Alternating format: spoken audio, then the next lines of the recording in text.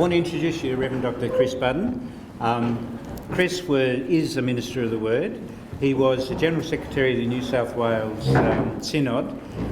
He also was the National Coordinator of Uniting Aboriginal Islander Christian Congress. Now, you're no longer the National Coordinator, but I gather you still got your fingers really into that. Yes. So, is there any particular official role, or are you just a support person? Yep. Okay. Just retired and floating around. Right. Probably still doing everything you used to do. And so Chris is going to be speaking to us this theme, the UCA and voice, treaty and truth. So thank you very much, Chris. Back to you. Thank you.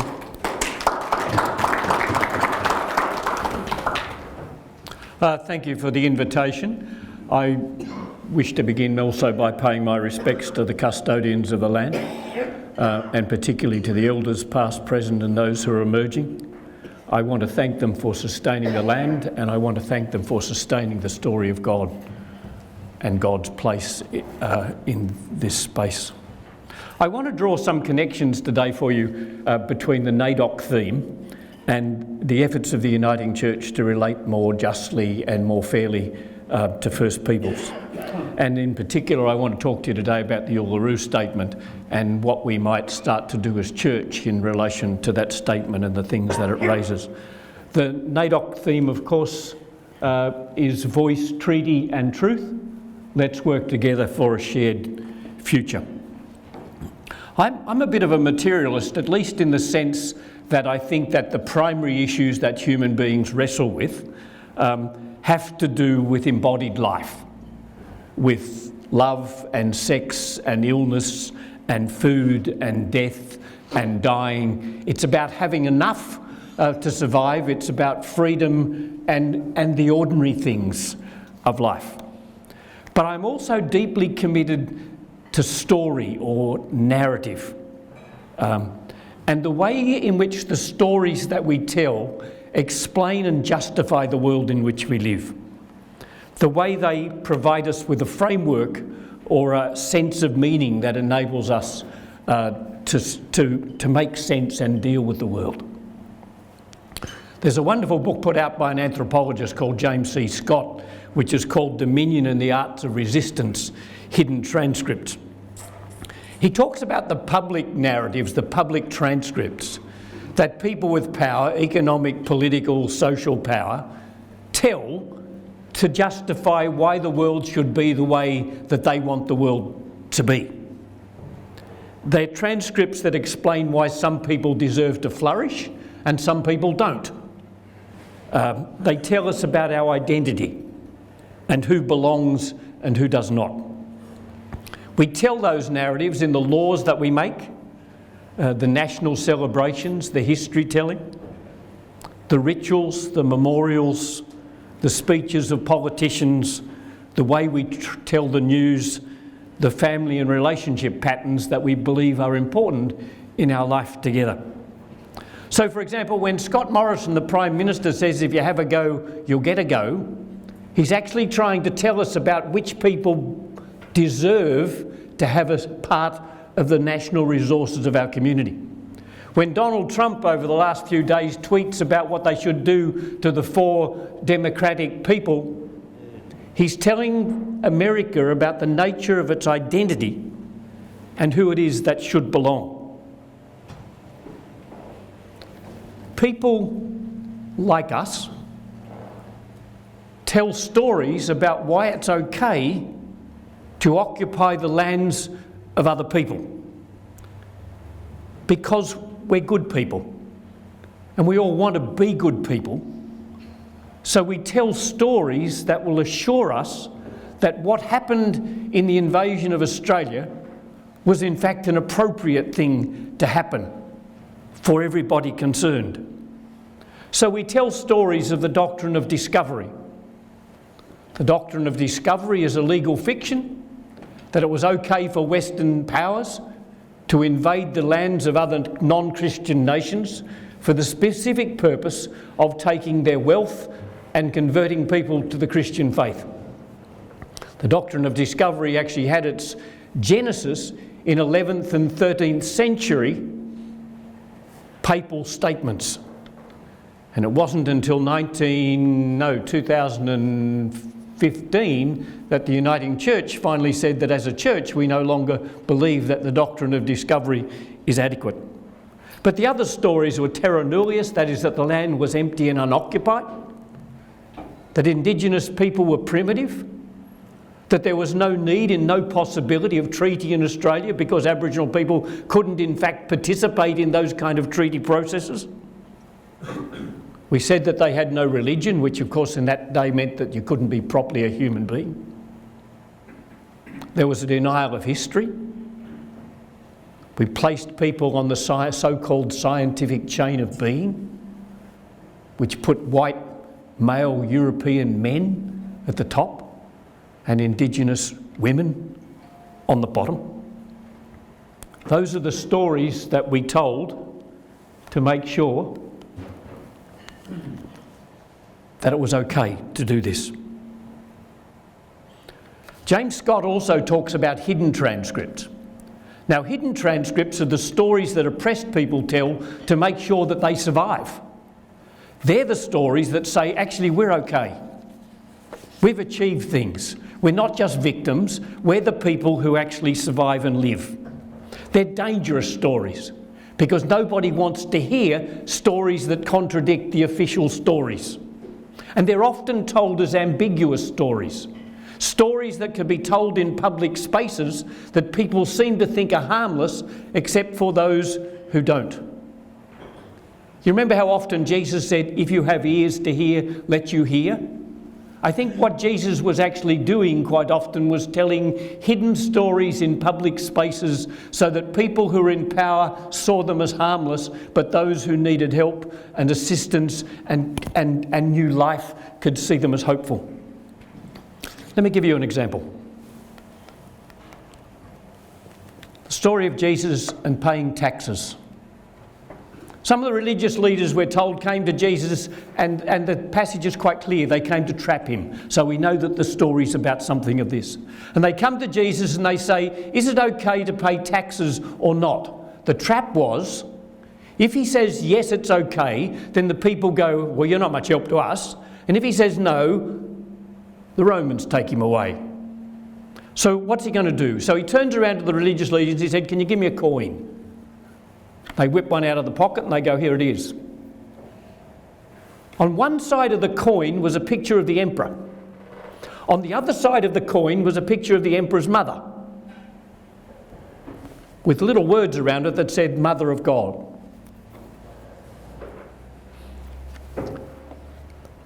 That's a fairly interesting little coin, and a great example of idolatry. So how was it that the religious leaders who are trying to trap Jesus are carting around an idolatrous coin? Kind of takes away the moral high ground a little. But Jesus says to them, the answer we know in our heads all the time, give to Caesar what belongs to Caesar and give to God what belongs to God. Great way out of the trap. The Romans are happy they get their bit. The religious people are happy they get their bit. We get a divided world, and you and I are pretty happy with divided worlds mostly. And we use this passage all the time to explain why we should honour governments and obey rulers and do all those kind of things, and why church and politics should never meet. Because you've got God stuff and you've got government stuff. But you see, I think we've got it wrong.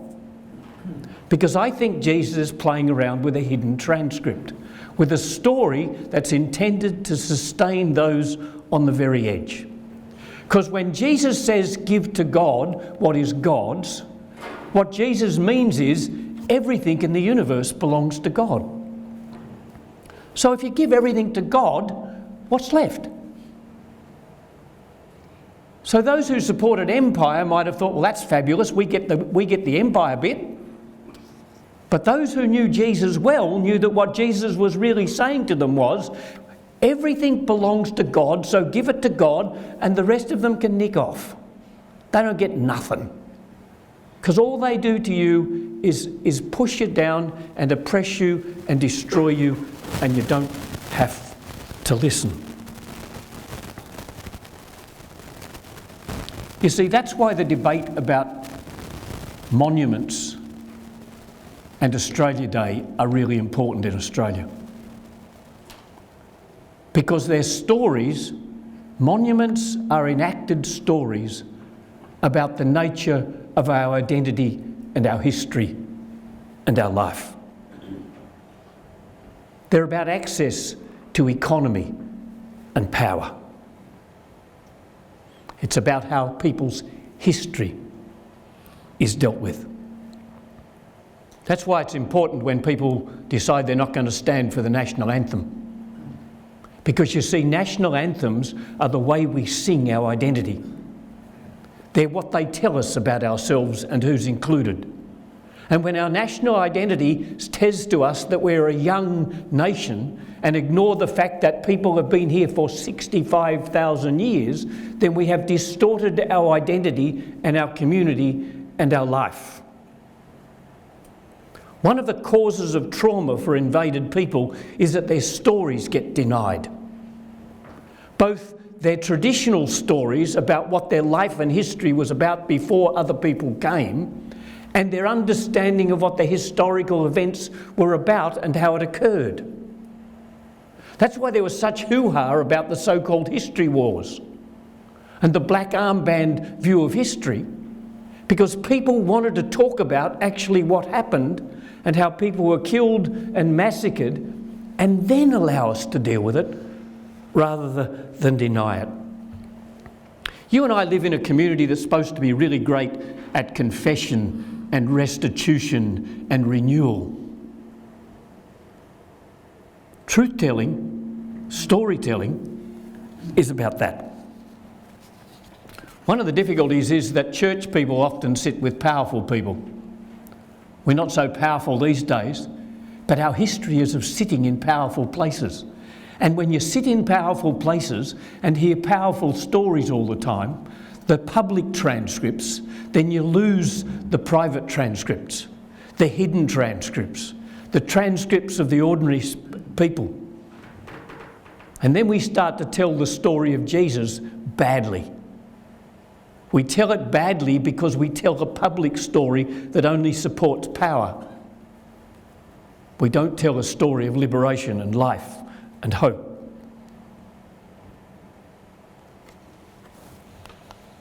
That's the bad news. Some good news. In the last 34 years, the Uniting Church has committed itself. It's tried within the limits of its continuing sitting with power to tell a counter story. A hidden story in some ways, sometimes a public story, but a counter story, that's the important point. The Uniting Aboriginal and Islander Christian Congress was established and recognised to provide for self-determination within the limits of a white church. Basically what we did was we said to Aboriginal people, you can have the right to determine your own life within a church that we've established and we've set up the guidelines for. We're not changing the church, but you're going to have a better space in the life of the church. And we want you to help us understand how we're best able to relate to First Peoples. As I said, the fraught part of that is that we offer people some control over the structures, but we don't change them. The other danger is that trauma, the trauma that goes from generation to generation, trauma that often comes out of shame and brokenness, trauma sometimes makes people turn inwards. Sometimes it makes people turn outwards. That's the two sides of abuse and suicide, by the way. Trauma turned inwards and outwards. One of the dangers for Congress at this point in its life, I have to say to you, as a church we need to be aware of, is the danger that it will turn inward rather than outward. In 1994, this is going back a bit, no, 1982, sorry, The Uniting Church committed itself to not participate in the 1988 celebrations of the bicentennial of Australia unless there were movements in land rights. In 1985, the Assembly said there have been no movements in land rights, but we're going to participate anyway.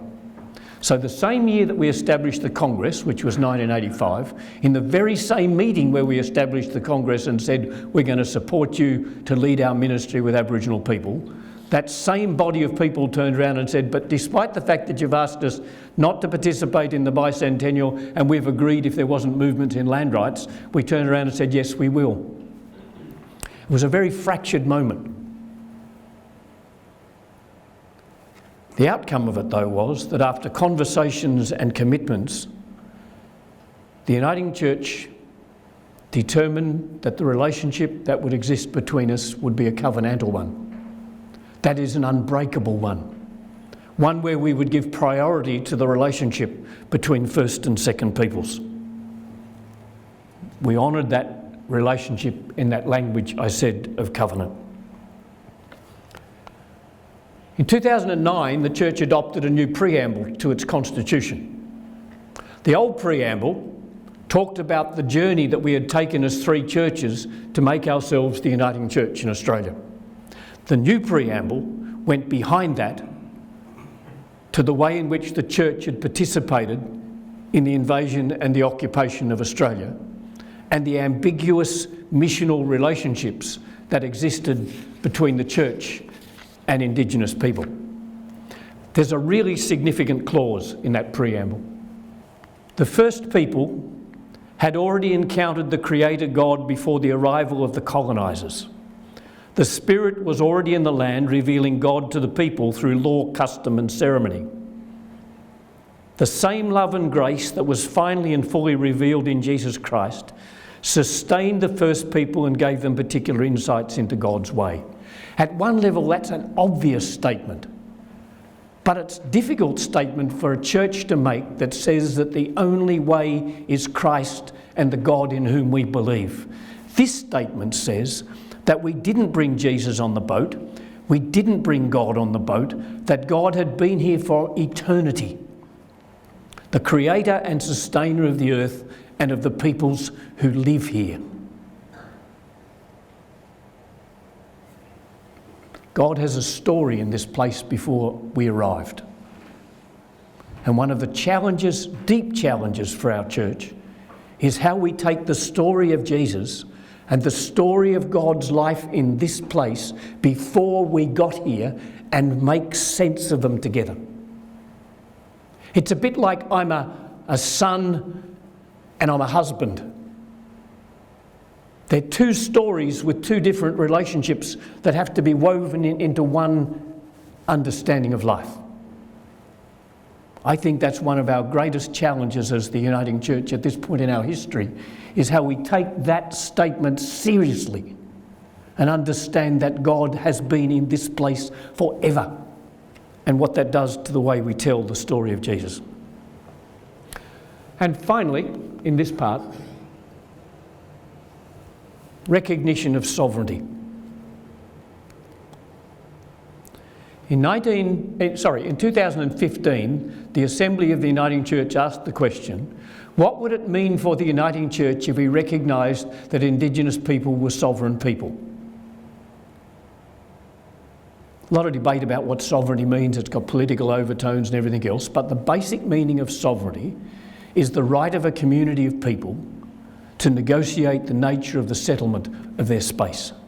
That is, it's to deny that settlement occurred simply in 1788, and it's to say that settlement is an ongoing activity where people negotiate their place with each other.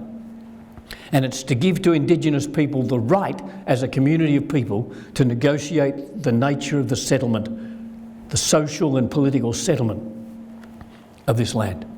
So the church said in 2015, what would it mean for us if we recognised that? And we had a lot of conversations around in different places and they were never wide enough. But in 2018, the church actually turned around and said, we do recognise sovereignty. Not only what would it mean for us if we did, but we do. Now what's it going to mean for us? And that's the second big conversation for the church.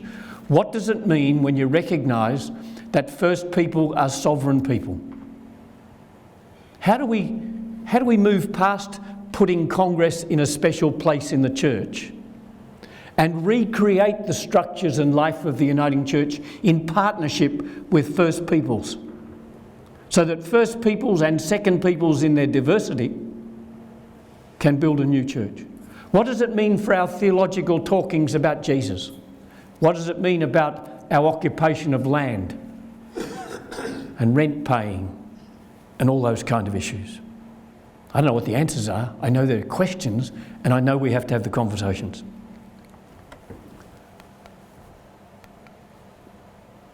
Finally, the statement from the heart. Over the last few years, there have been various conversations about whether Indigenous people should be included in the Constitution. I have participated in and led a huge number of those conversations.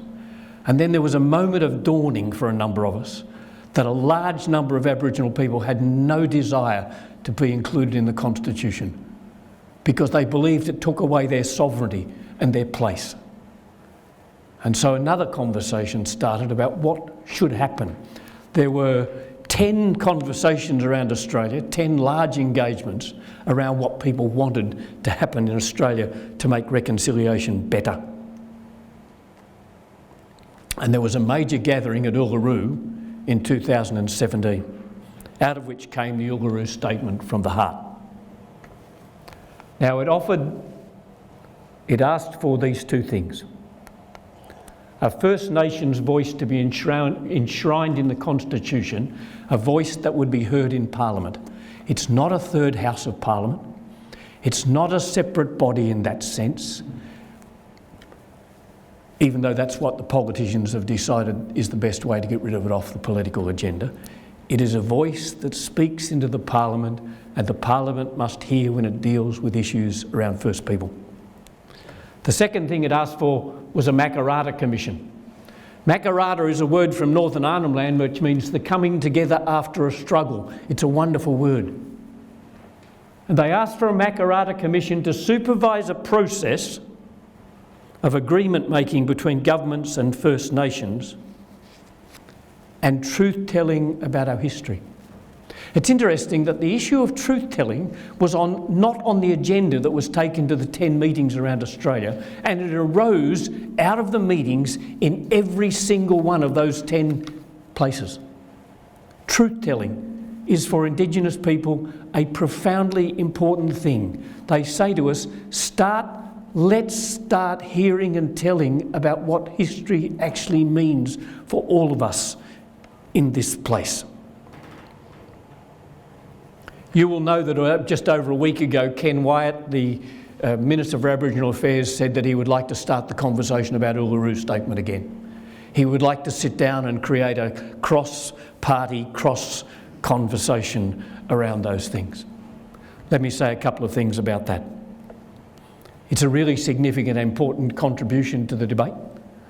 Unfortunately, it's pretty clear from the Prime Minister's response a day later and from some of the other comments from out of the House that in fact people are not going to allow that conversation to happen very easily.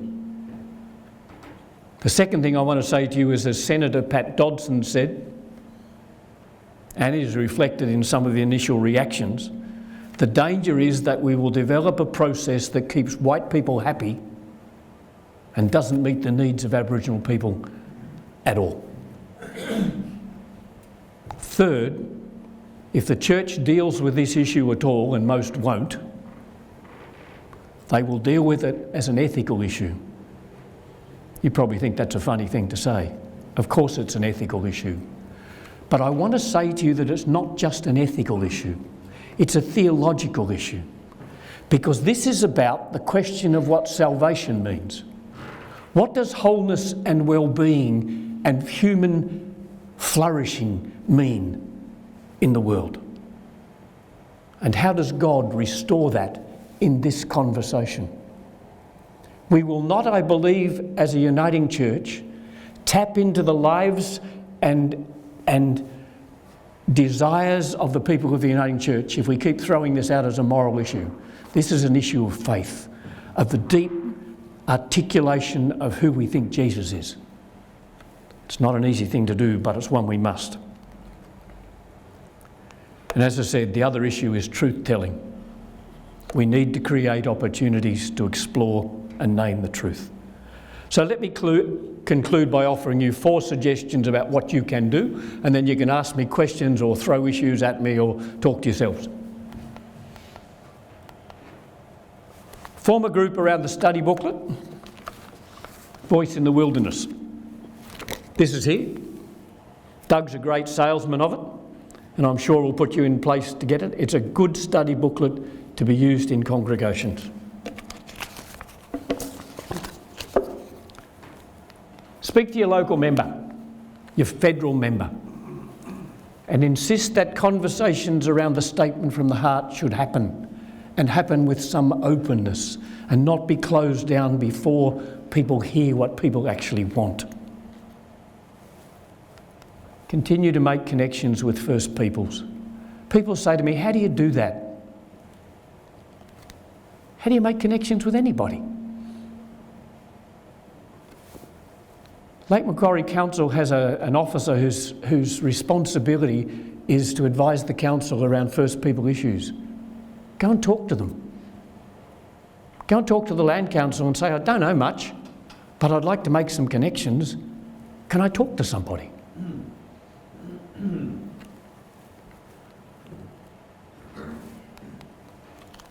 And encourage the church to start thinking about ways we might support a truth-telling commission or set of hearings. How does the Uniting Church contribute to the possibility that we could actually have a kind of public truth-telling where people talked about their memories across generations of what have been massacres and deaths and rape and other things that need to be named if people can move to another freer space in life? And what's our place in that? Thank you.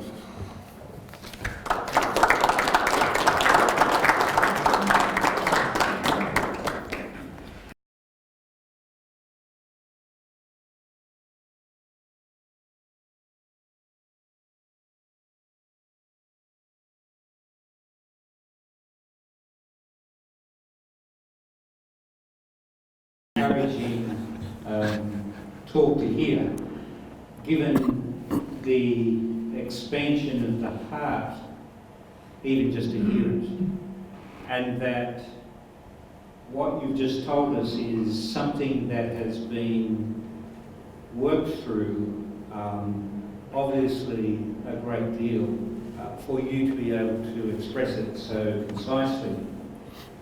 And the thing that I find so encouraging about that is it defies the decay that we're experiencing at the upper echelons of our national and world leadership. And I was just having a conversation with Kevin about how the best of humanity must come from the bottom. We can't hope that it's going to come from above. It comes from you.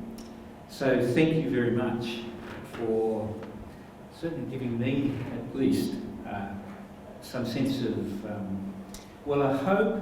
I was going to say hope, but actually hope is something that's developed when you think everything's going to fail.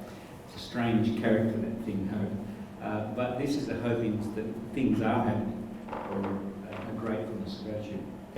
My name's John Lemke. I'm wondering how you view, I've just read the book Dark Emu by Pascal, and I saw on the drum that he's publishing a children's version and he's taking it into schools. And I applauded that because it seems to me that at a secular level that's a really good start in terms of truth telling. How do you view that? Yeah, look, I think that's one of the best books around, and it's a good way to do it into the schools, because a lot of our school texts, and I had 2 or 3 years ago, I was in conversation with the history people, and the images are still in the high school textbooks are still of, impoverished Aboriginal people under bark tents kind of stuff, as if that's the only reality. It's a great book. It's a challenging book, because what Pascoe does in that book, of course, is tell us much more accurately the full extent of the things that Indigenous people did prior to the 1770s, the complexity of that society, both economically and politically. But the terrifying bit was that he reminds us is that the people who came and explored from the European side saw those things and denied them. It's not just that they didn't see them, they denied them. And that's why the truth-telling is so important, that we begin to stop our denial. Yeah. Yes, if anyone hasn't read that book, I highly recommend it. Absolutely. Just on the point of making connection with First Peoples, we happen to have 4 Indigenous Housing Commission units, 2 below us and 2 behind us. And the easiest way to make connection is to become friends. My wife and I, for over 25 years now, have been doing the gardens for the house next to us, because originally the president was Hazel Green. Michael Green is one of the leaders of the local group of Aboriginals for the Indigenous for the region. And we have found that by being friends to them, I'm now regarded, because I'm a JP and a few other things, sat on the community sentence in panel at Belmont, where one of the fellows actually I sentenced. They now call me the judge, which I wasn't, but that's okay. The police don't mind, because they said it helps keep everything under control. But if they need help or advice, they come to me. And as far as the Housing Commission is concerned, if there's a problem, they ring me and ask me if I can help sort it out with the resident. And 2 of them, when Hazel Green passed away, the sons came and asked Nan and I to please attend her funeral. We didn't know she passed, but would we please attend, because she said we were the best friends she ever had. And the current resident, his wife died, and he said, I would greatly appreciate if you could come to her funeral, because you are the only real friends we have in this street. And he said, you've always helped us, and so we love you, and we think of you just as we do our own people. Now, we didn't do things for that sort of thing, but we have found that we have got on very well with all of them by being their friends and just being there for them. And even Michael Green rings us regularly when NAIDOC's on to tell us where the different functions are and that they'd love us to come. So we were told actually they sort of regard us as part of their family now. But that's all you have to do, is be friends with them, to befriend them, to be there for them, help them and do what you can for them, and they will then do the same for you and be your friends. Thank you. I think one of the things you highlight for us is it's a long-term project. Long-term. You know, it's one of those kind of long-term. One of the things we did at Warners Bay when I was there was I went along, met the person from the council, talked myself into an invite to help with the NAIDOC committee, pinched a bit of money off Uniting to help support the NAIDOC week, the first week it happened with Mick. And the friendships just grew out of that. We invited people to come and share a story in a barbecue. It goes on in that conversation.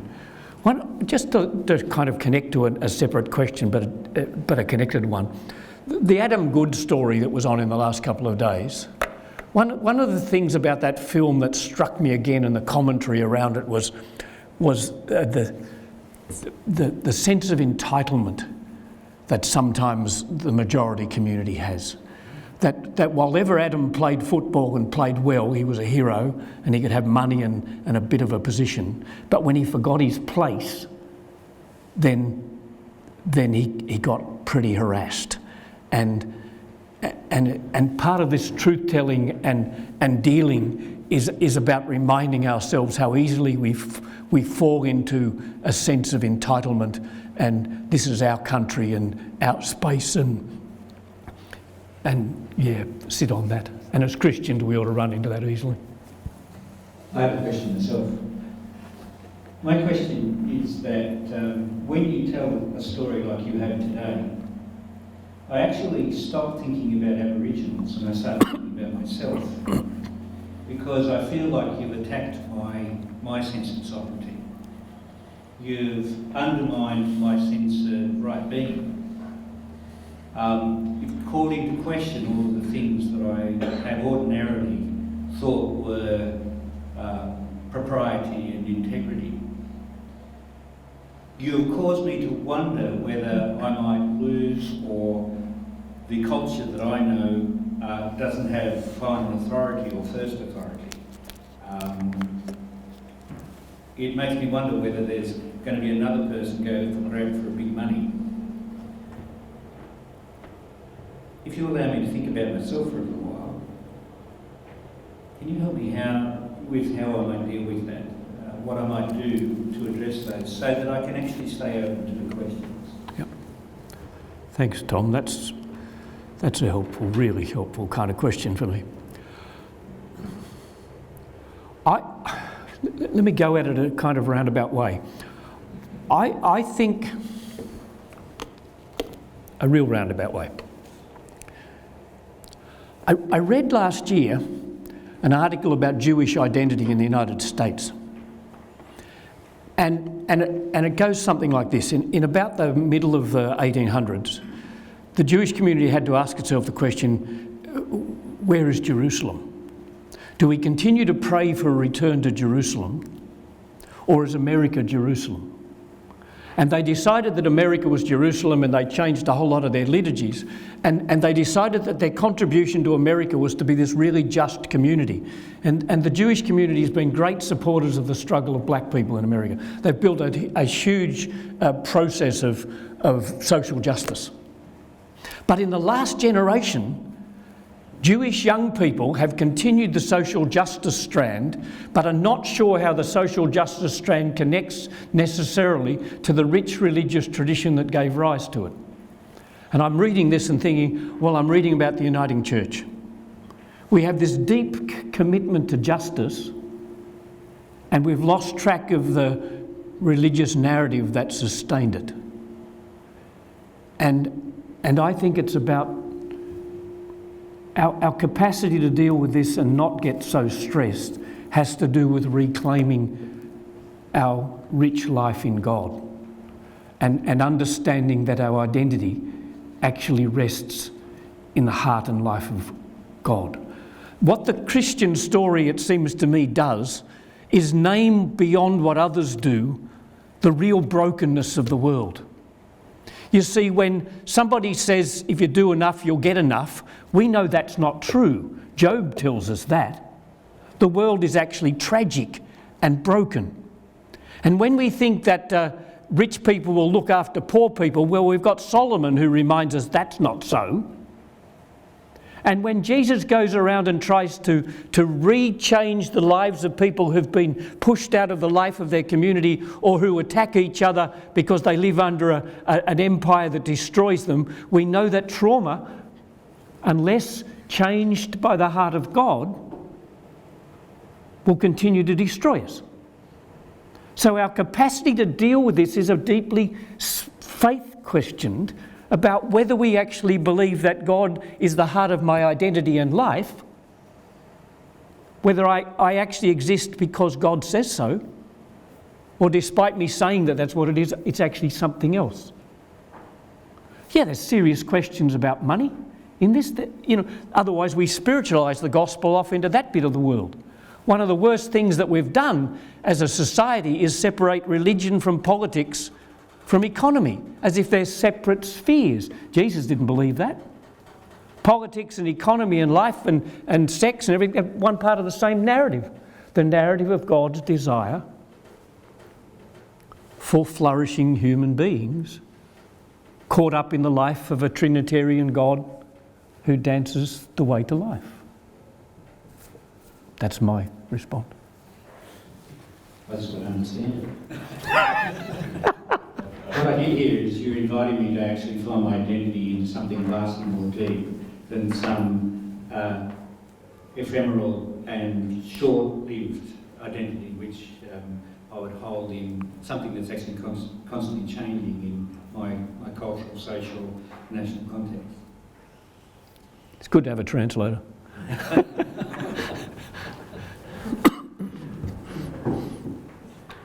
like to thank our speaker for a very interesting talk. I really need a tape recording of it because I need to take it home and listen again He's got it up there, videoed, the whole thing. because I have trouble coping with it all. I just got a story. I lived in a small country village on Slaughterhouse Creek. It upsets me to think that they ended up hundreds of Aboriginals on that creek and slaughtered them. Then through my primary school days, they brought a couple of Aboriginal children down from the north during the war. And I learned from those people that they didn't have two heads. They were very much the same as me. In fact, the girl in particular used to try and beat me all the time in school. And I had changed my opinion of Aboriginals to those two people. Thank you very much for your talk. It's interesting, we even when we try not to, it's very tempting to think of Indigenous communities around the world as not quite as sophisticated as we are.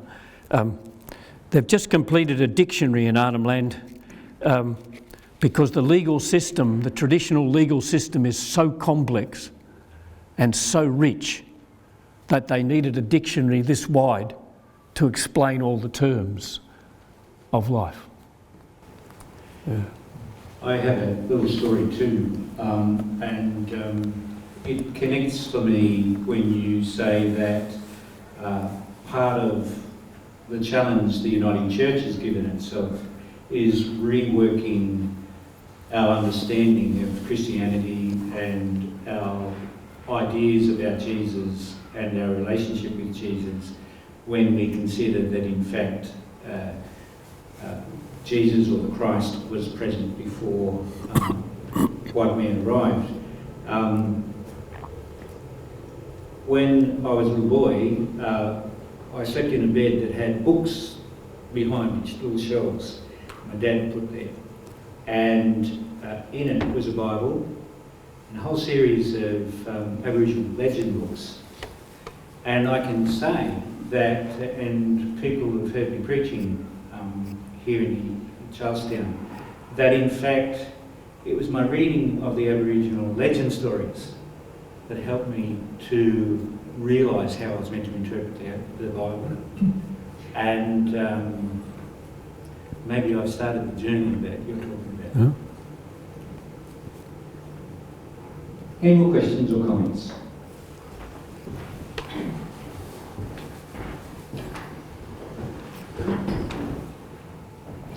It's not directly related to Aboriginal people, but it's something, a story from New Guinea. When I was working up there, there was some training going on of technicians. And as a technician myself, I took the time when transiting through Port Moresby to go and share a meal with some of the people that were in training.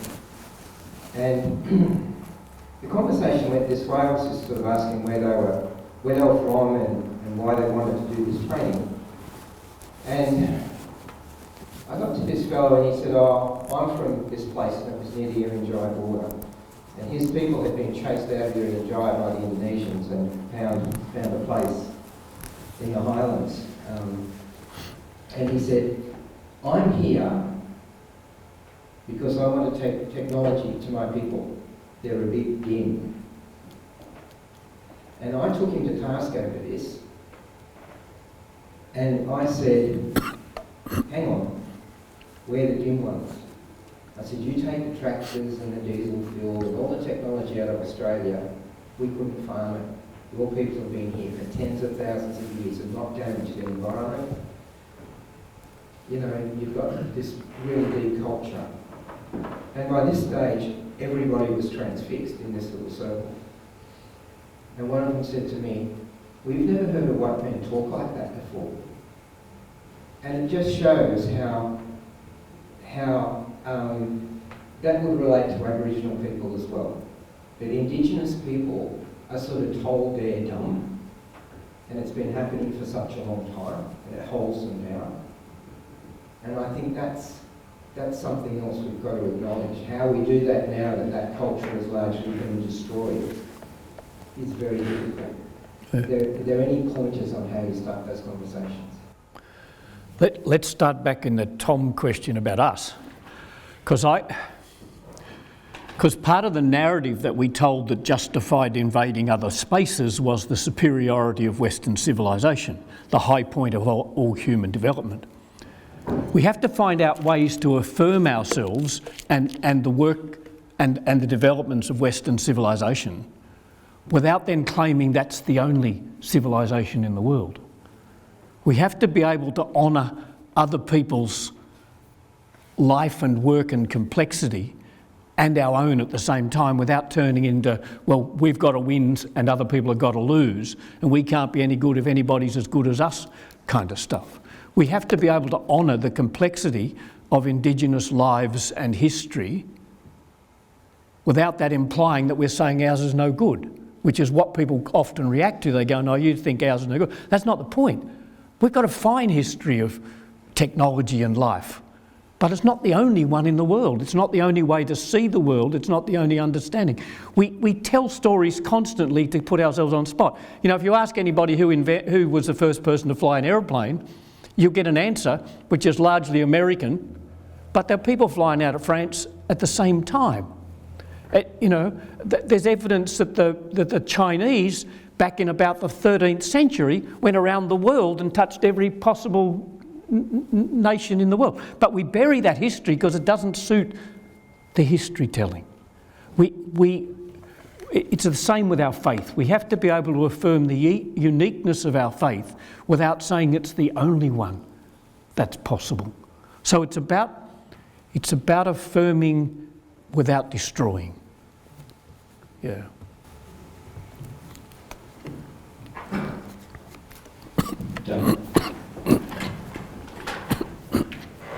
Thanks, Chris, again for illuminating us. But I want to give a promotion. First of all, the book that Chris held up, I've sold over 50 through the Presbytery, and I know that 2 congregations have studied it earlier this year. At Hamilton we did it, and at Adamstown. So I think if you give your names to Tom, if you'd like a copy of that book, if we buy them in batches of a dozen, we get them at $10 each, which is a considerable reduction. So that would be a good starting point to go deeper into some of the issues around the Statement of the Heart. Also, I'd like, Chris hasn't mentioned his own books, but Following Jesus in Invaded Space, I think, is a very sound theological statement of a lot of what Chris has been talking about. And it's easily readable. And then the latest one on sovereignty and reconciliation. Yeah, why Christians should support Indigenous sovereignty. Yes. So that's a newer one that I've only recently read. So if you want to read more of what Chris has been talking about, go to his 2 books, available from Mediacom, I think. One's from Mediacom, the other one's probably get from Amazon. Yes, all right. So those 2, really good reading if you're wanting to take it further. Were you a mole, stooge that came into... That wasn't a Dorothy Dixon. But what I'll get Doug to do is to write the name of the document on the back of the sheet of paper that has everybody's name on it. And if you would like a copy, write your name underneath there, and we'll make sure that that process that Doug has described takes place. Okay, I think we'll call it is a close now. Thank you so much for probably, I know for me, it's a space of thinking that I don't experience so often, and so it's wonderful. And to hear the depth and the breadth and the height, in the sense of the wonder and the richness that is being expressed, and so often is the case from the most depressed people, and that they are, and it's the way that God works, that our salvation, which, as you described to us, is, you know, the well-being, the richness, the real life that we all hope for.